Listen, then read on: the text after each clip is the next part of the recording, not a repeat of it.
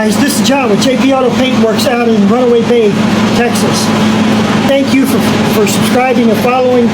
So today we're going to work on this good panel. This gentleman is just changing the color of his car.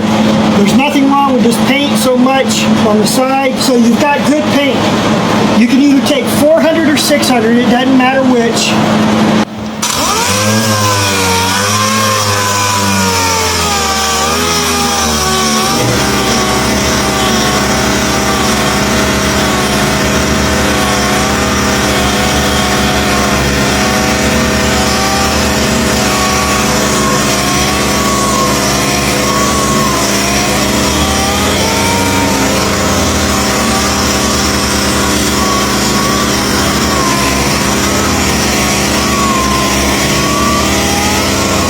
This is all you need to do to it. There is a pinstripe line or glue that runs through here. You can keep sanding it off with 320 until you don't see it. You might break through it, but it doesn't matter. I'll show you how to fix that. But that's all you need to do. It's mechanical scratches in the paint that holds paint on. So this is 400 grit. You can use 320 or you can use 600 or you can use 400. If you're doing dark colored cars, 400 works fine. If you're doing like silvers and gold like everybody's saying, then use like 600 or 800 if the stuff is good. You'll use less materials. If you just go ahead and paint over this, you might see these stripes. Oh yeah, I see it.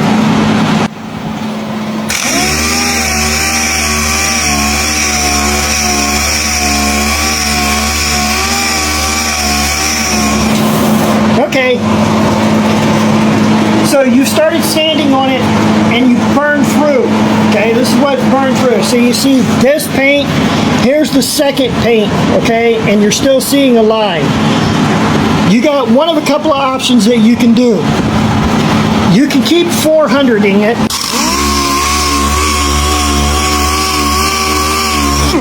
And then you chase the rabbit until you've got this. Or, and I mean this is fine, you just want to feather edge it, and that means that you're taking it out. And then you're going to prime it and fill the low spot so you don't see what's going on. And we'll get into more of that. I'll show you how to do that.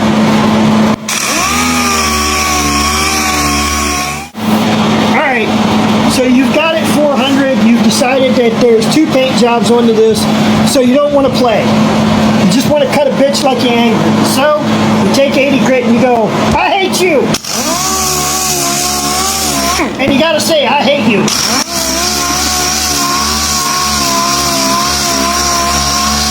Otherwise, you're just trying to kill people with kindness, but no, you want to hate.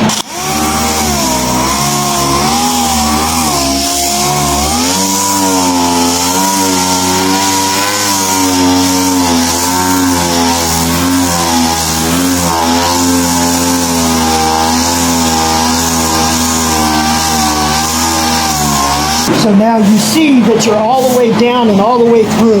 So right now, if you just paint over top of this, you'll see this show up in your paint job. Even if you prime it? Even if you prime it right here, right now. So I'm going to show you what you're doing. Feather edging. Is feather edging. And remember, feather edging is an eye trick.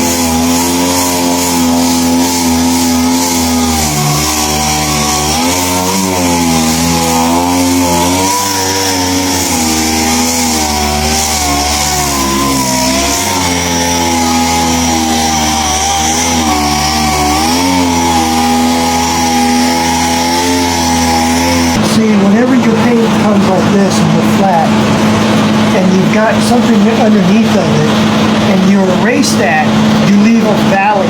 This is a valley in here, okay? So you've erased all of that, right? So you've got a valley. So what you need to do is you need to open the valley up wider so that you don't see the valley because of the optical illusion of looking at it. And then what you're doing is you're coming back in with your primer to fill that valley. And a lot of people use Bondo. I've been seeing kids use Bondo. But this is the way I do it. Because Bondo is just another step to put on a car. And it's another potential failure.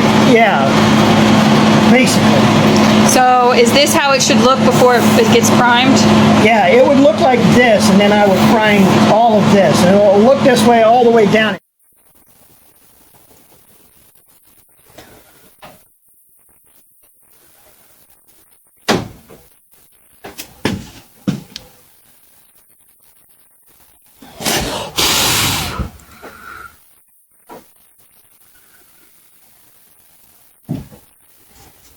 This one was opened up wider because it had 2 paint jobs on it versus the doors, which only had the 1 paint job on it. No Bondo.